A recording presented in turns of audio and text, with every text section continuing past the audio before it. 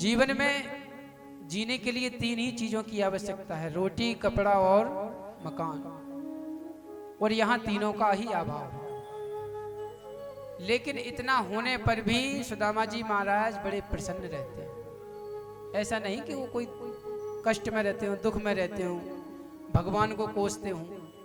हम और आप तो महाराज थोड़ी सी भी परेशानी आ जाए तुरंत सब भगवान की महिमा है, भगवान ने किया, भगवान कर रहे हैं। अच्छा बन जाए तो हमने किया और बुरा बन जाए तो भगवान ने किया। लेकिन यहां ऐसा नहीं। इतनी गरीबी की महाराज पत्नी और बच्चों को कई कई दिन तक भोजन ही नसीब नहीं होता, जल पीकर ही काम चला लेते हैं, लेकिन किसी से कहते नहीं है।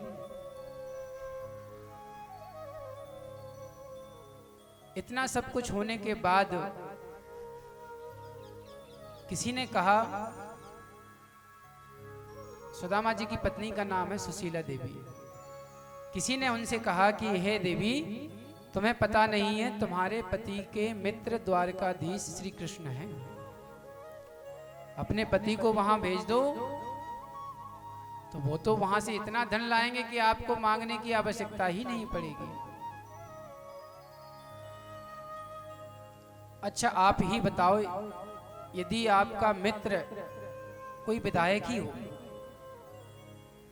तो आप उसके पास महीने में 10 चक्कर लगा दोगे, और कहीं मिनिस्टर जी के साथ आपकी फोटो खिंच गई हो तो महाराज सबसे पहले बैठक में उन्हीं का ही फोटो मिलेगा, ताकि कोई आए तो पता चले अरे साहब इनकी तो इनसे पहुंच है, यहां तक पहुंच है। लेकिन सुदामा जी का जीवन देखो, कश्यप मित्रता है परम पिता द्वारकाधीश से, जो जगतपति है उससे मित्रता होने के बाद भी मन में ये बिल्कुल अभिमान नहीं कि ये मेरे मित्र हैं। आज तक इतनी गरीबी झेल ली, लेकिन इसके बाद भी आज तक उनके दरवाजे पे कभी मांगने नहीं गए।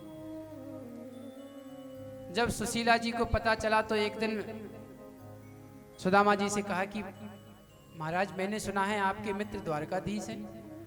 तो सुदामा जी ने कहा है तो महाराज आप वहां क्यों नहीं जाते?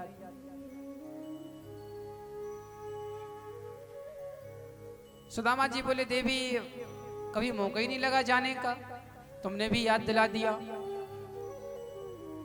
तो बोली महाराज आप उनके पास जाइए, शायद हमारी गरीबी दूर हो जाए। सुदामा जी बोले देवी वैसे तो मैं नहीं जाना चाहता था, लेकिन अब तुम ज्यादा कह रही हो तो जाता हूं। मैं चला तो जाऊंगा, लेकिन कुछ नियम होते हैं, कुछ जगह ऐसी होती हैं जहां जाते हैं तो कुछ ना कुछ लेकर के जाना जाता है। आप मंदिर पर आए तो कुछ भी लेकर के आए, पत्र पुष्प फूल। कथा श्रवण करने जाएं तो कुछ ना कुछ लेकर के जाएं। भगवान कहते हैं मुझे कुछ नहीं चाहिए। अब बताओ इससे ज्यादा प्रसन्न वाला और कोई देवता होता? बोले क्या कुछ नहीं है तो पत्ते ही चढ़ा दो। पत्ते में भी ये नहीं कहा कि अमरूद का पत्ता हो, बरगद का पत्ता हो, पीपल का पत्ता हो, कोई नहीं, सिर्फ पत्रम। पुष्प में भी कोई पुष्प नहीं, अरे कुछ नहीं है धतूरे ही चढ़ा दो। फल में भी कोई नहीं, फलम तोयम, एक लोटा जल ही तो चढ़ाना है। यदि ये कुछ भी इतना भी नहीं है तो आप अपने मन के सुमन तो भगवान को चढ़ा ही सकते हो। मन के जो फूल हैं अपनी सुंदर वाणी से वो तो आप प्रभु को चढ़ा ही सकते हो। सुदामा जी ने कहा कि देवी मित्र के घर जाओ, मंदिर जाओ, बहन के घर जाओ, आदि आदि रिश्तेदारी में कहीं भी जाओ तो कहीं कभी भी जाओ तो कुछ ना कुछ लेकर के जाना चाहिए। अब हमारे पास तो ले जाने के लिए कुछ भी नहीं, कन्हैया को क्या दूंगा मैं? सुशीला बोली महाराज आप चिंता मत करो, इसकी व्यवस्था मैं कर देती हूँ। सुशीला जी गई और 4 घर से 4 मुट्ठी चावल मांग करके ले आई। अच्छा ऐसा नहीं है कि कई, क्षमा करना, पर कई लोग इतना सुदामा जी का इतना ही दरिद्रता का परिचय देने लगते हैं कि ऐसी कोई कथा है नहीं। संतोषी ब्राह्मण है, वो चाहें तो राजा से एक बार कह दें कहीं भी तो उनके 1 वर्ष की खाने पीने की व्यवस्था एक बार में ही हो सकती, लेकिन वह ऐसा नहीं करती। संतोषी ब्राह्मण है।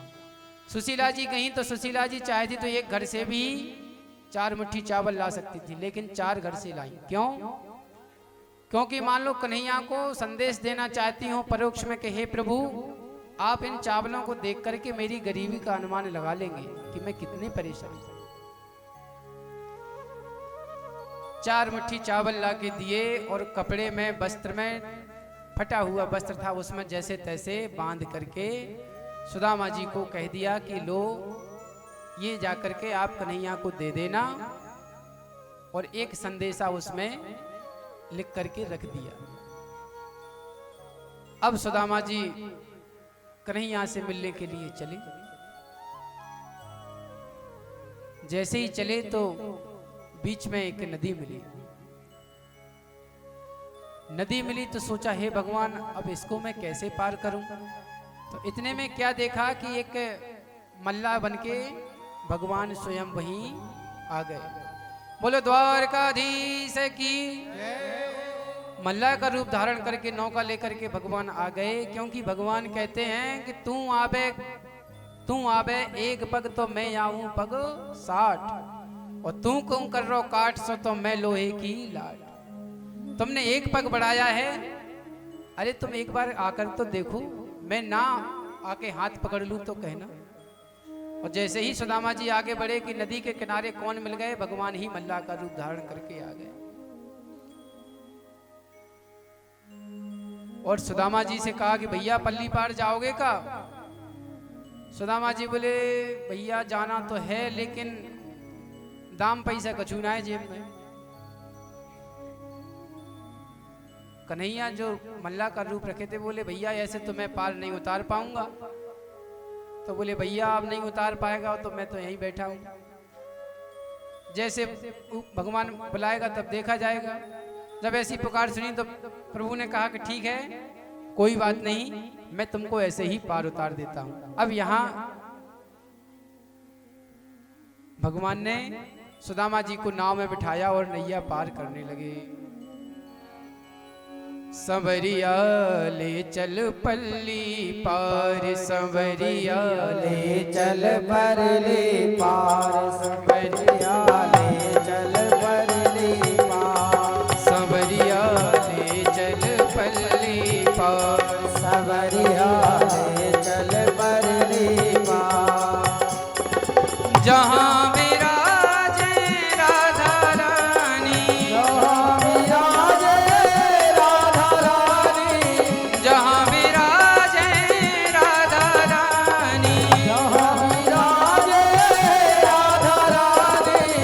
अलबेरी सरकार नैया चल पल्ली पार, कन्हैया चल पल्ली पार, कन्हैया चल पल्ली पार। सभी ताली बजाते हुए आनंद लें।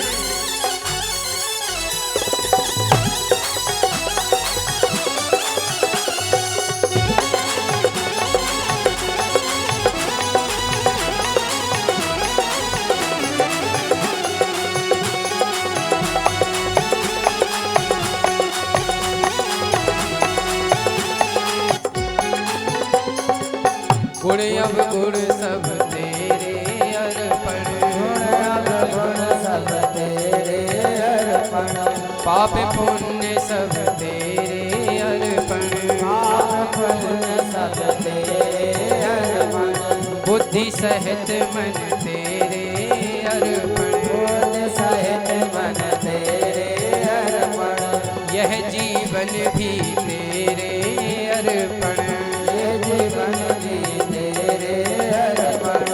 मैं तेरे चरणों की दासी, मैं तेरे चरणों की दासी, मैं तेरे चरणों की दासी, मैं तेरे चरणों की दासी, मेरे श्याम आधार नैया ले चल पल्ली पार। सवरिया ले चल परली पार। जहाँ विराजे राधा रानी, हरे अलबेली सरकार नैया ले चल परली पार सवरिया ले चल परली। सभी ताली बजाते हुए आनंद से गाएं।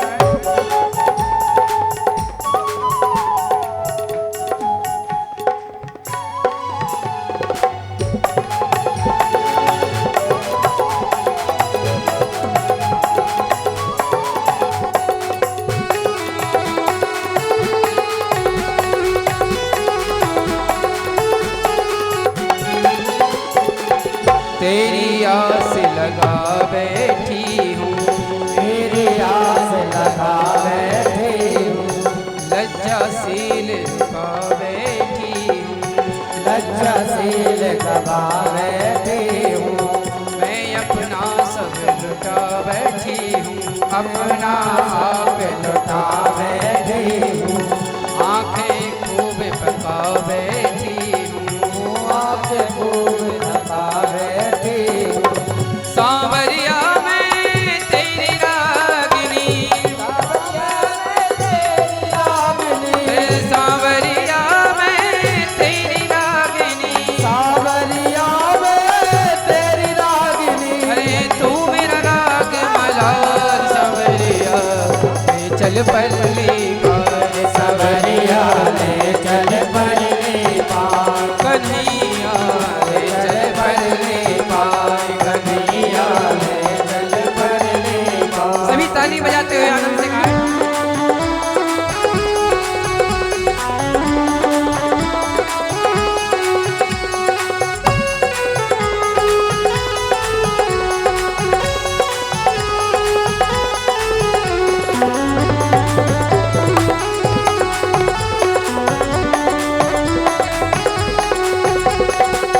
जग की कुछ परवाह नहीं है, जग की कुछ परवाह नहीं है, सूझती अब कोई राह नहीं है, और सूझती राह नहीं है, तेरे बिना कोई चाह नहीं है, तेरे बिना कोई चाह नहीं है। मेरे प्रियतम मेरे माझी, मेरे प्रियतम मेरे माझी, हाँ मेरे प्रियतम मेरे माझी, मेरे प्रियतम मेरे माझी, कर दो बेड़ा पार सवरिया ले चल परली पार सवरिया ले चल परली पार। सवरिया ले चल परली पार। सवरिया जहाँ विराजे राधा रानी, जहाँ विराजे राधा रानी, जहाँ विराजे राधा रानी, जहाँ विराजे राधा रानी, हरे अलबेली सरकार नैया ले चल परली पार सवरिया ले चल सभी ताली बजाते हुए सवरिया ले चल परली पार सवरिया ले चल परली पार सवरिया ले चल परली पार। सवरिया ले चल परली पार सवरिया ले चल परली पार। सवरिया ले चल परली पार।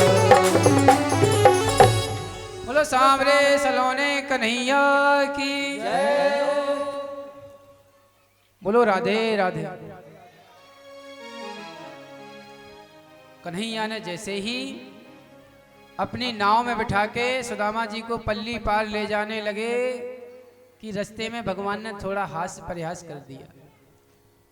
कन्हैया बोले देखो भैया अब मैं ये नाव इससे आगे नहीं बढ़ा सकता, तुम कुछ दोगे तभी मैं बढ़ाऊंगा।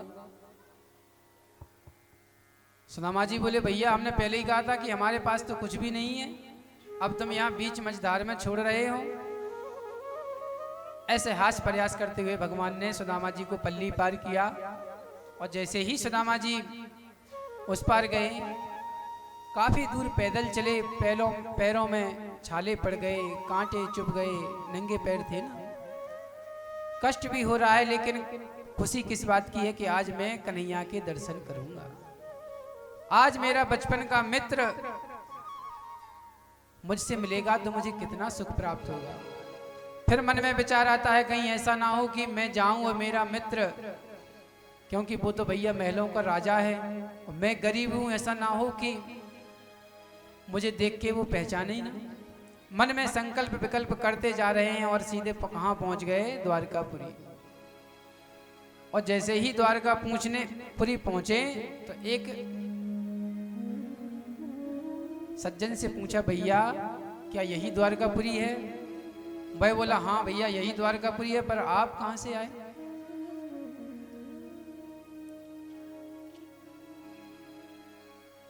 उसने कहा, भैया द्वारकापुरी है, यहाँ एक कृष्ण नाम को राजा रहे, वो कहाँ है? तो वह सज्जन बड़े क्रोध में बोले, क्या कह रहे हो? कृष्ण? कौन से कृष्ण की बात कर रहे हो? अरे बोले, वो यहाँ का जो राजा है ना, बाकी बात कर रहा हूं। तो बोले, तुम उनका नाम ऐसे लेते हो? तो बोले, भैया कैसे लियो जाए, वो तो पता ना है। बोले, अब वो नहीं है, अब तो श्री श्री 1008 श्री महाराजा धरा श्री कृष्णचंद्र जी महाराज। बोलो द्वारकाधीश की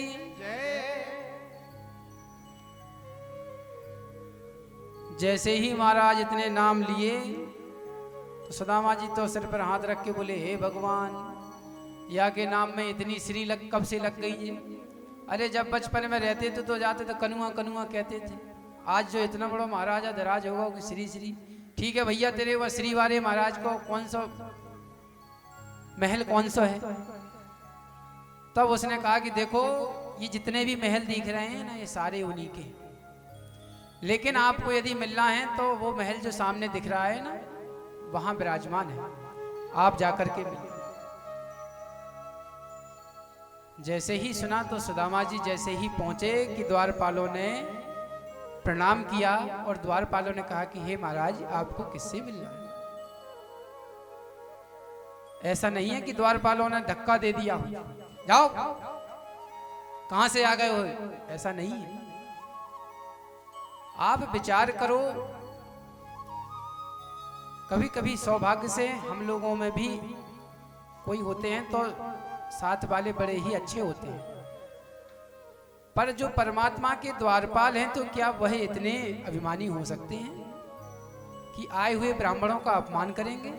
भगवान का जन्म किस लिए होता है? विप्रदयन सुर संत हित, और उन्हीं ब्राह्मणों के लिए ऐसा कोई कहेगा? पर आजकल क्या है कि भैया प्रचलन में है, जब तक पंडित जी ने ऐसा नहीं कहा तो वो कहेंगे, महाराज तुमने सुदामा जी को धक्का तो लगवाया ही नहीं। ऐसा नहीं,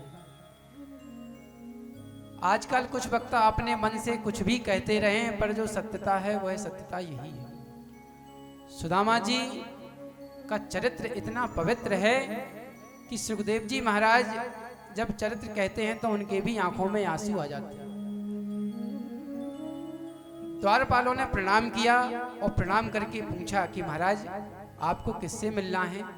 तब सुदामा जी ने कहा कि भैया मुझे द्वारकाधीश से मिलना है, क्या द्वारकाधीश यही है? जब उसने देखा कि आपको द्वारकाधीश से मिलना है, आप कौन हैं? बोले, हम उसके सखा हैं। जैसे ही द्वारपाल ने यह देखा कि यह प्रभु के मित्र हैं तो वह तो देख के हक्का बक्का सा रह गया, हे भगवान, प्रभु की और ये मित्र। बोला, आप 2 मिनट रुके, मैं महाराज से आज्ञा लेकर के आता हूं। और वह जो है आज्ञा लेने के लिए महाराज कृष्ण के पास पहुंचे, द्वारकाधीश के पास जैसे ही पहुंचे और द्वारकाधीश से कहा कि हे महाराज, आज एक ब्राह्मण दरवाजे पर आए और वह ऐसा ब्राह्मण है, ऐसा मैंने आज तक अपने जीवन में कभी नहीं देखा। चेहरे पर महाराज इतना तेज कि मानो साक्षात सूर्य ही सामने खड़े, लेकिन उनकी हालत देख के तो मुझे ऐसा लग रहा है कि कोई धनहीन है। शीस पगा न जगह तन पे,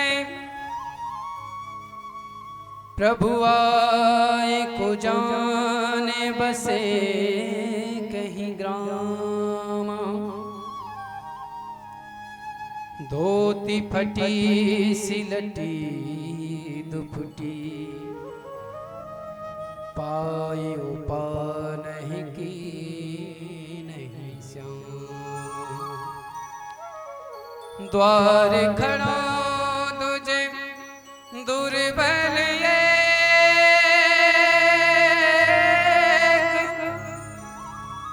रहो चक सो वसुधाय अभिराम। पूछत दीन दयाल को धाम, बतावत आपनु नाम सुदाम। बतावत आपनु नाम सुदाम। हे महाराज, शीश पर कोई पगा, शीश ना पगा, जगह तन पे पैरों से रक्त निकल रहा है, कांटे चुभे हुए हैं। एक धोती है, उसी को भी अस्त व्यस्त करके जैसे तैसे अपने तन को ढके हुए हैं। आपका धाम पूछ रहे हैं और अपना नाम सुदामा बता रहे हैं। बतावत आपनो नाम सुदामा। जो भगवान ने सुदामा नाम सुना कि महाराज रथ से कूद गए, रथ से कूद के सीधे दौड़ लगा दी। दौड़ लगाई तो महाराज देखा कि भगवान का पीतांबर कहीं गिर गया, माला मोतियों की वो कहीं गिर गई। भगवान चरण पादुका को छोड़कर ही सीधे भागे। जैसे ही ऐसा दृश्य सब द्वारपालों ने देखा, सब सभा में बैठे जितने लोगों ने देखा, तो सब तो हक्की बक्की सी रह गई कि हे भगवान, ऐसे कौन से महापुरुष आने वाले हैं जिसके लिए भगवान स्वयं दौड़े। अरे अभी तो दास को आदेश दे, दास दासियों को आदेश देते थे कि जाओ और उनको आदर के सहित लेकर आओ, लेकिन आज कौन ऐसा दिव्य पुरुष आने वाला है कि जिनके लिए स्वयं परमात्मा दौड़े। अब इधर सुदामा जी सोच रहे हैं, भगवान नाम तो सुन लियो होगा अब तक, अब सोच रहे होगा कि कौन सुदामा, कहाँ को सुदामा, कब मिले। सुदामा जी अपनी ही सोच में व्यस्त थे। इतने में क्या देखा कि कन्हैया को तो दौड़े चले आ रहे हैं। कन्हैया को दौड़ते हुआ देख के सुदामा की तो आंखों से आंसू आ गए। एकदम मन एकदम